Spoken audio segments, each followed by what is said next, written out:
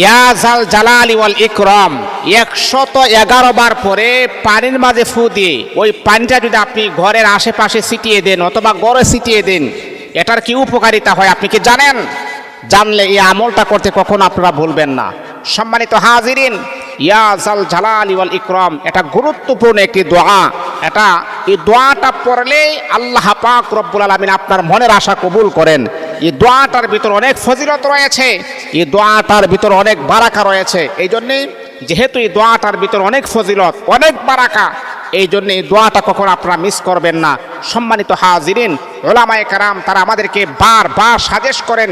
প্রত্যেকটা নামাজের পরে আপনি দেখবেন, প্রত্যেকটা নামাজের পরে অনেক উলামায়ে কেরাম আছে, অনেক ইমাম সাহেব আছে, দোয়ার শুরুতেই বলে ইয়া জাল জালালি ওয়াল ইকরাম। এর মানে হচ্ছে এই দোয়াটা পড়লে আল্লাহ পাক বান্দাকে অত দ্রুত তার দোয়া কবুল করে নেন।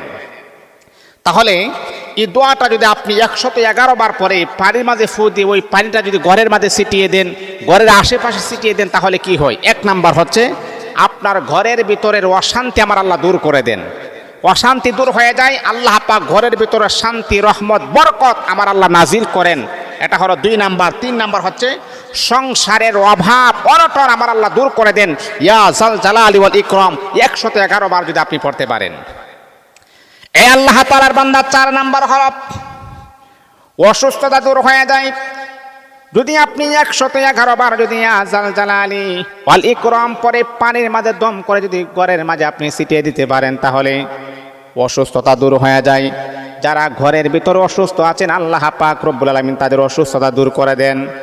5 নাম্বার হলো ইয়া জাল জালালি ওয়াল ইকরাম 111 বার যদি আপনি পরে পানির মাঝে ফু দিতে পারেন, শয়তান এবং জিনের কুনজর থেকে আপনি হেফাজতে থাকতে পারবেন। ও বন্ধু, আপনি জানেননি 6 নাম্বার হলো গড় নেক আমল ঘরে ফেরেশতা প্রবেশ করেন। ওই ফেরেশতা আপনার গড় নিয়ামত আসার জন্য আল্লাহ পাকের কাছে দরখাস্ত করেন। তারপরে হচ্ছে 6 নাম্বার, আল্লাহ পাক রব্বুল আলামিন বলেন সংসারের অশান্তির সাথে সাথে দূর হয়ে যাবে। 7 নাম্বার হচ্ছে পরিবারে সুখ শান্তি মিলে মিশে সবাই দিনকাল অতিবাহিত করবেন। এই জন্য সম্মানিত হাজিরিন, আমলটা ছোট, বেশি সময় আপনার ব্যয় হবে না, 5 মিনিট সময় আপনার লাগবে।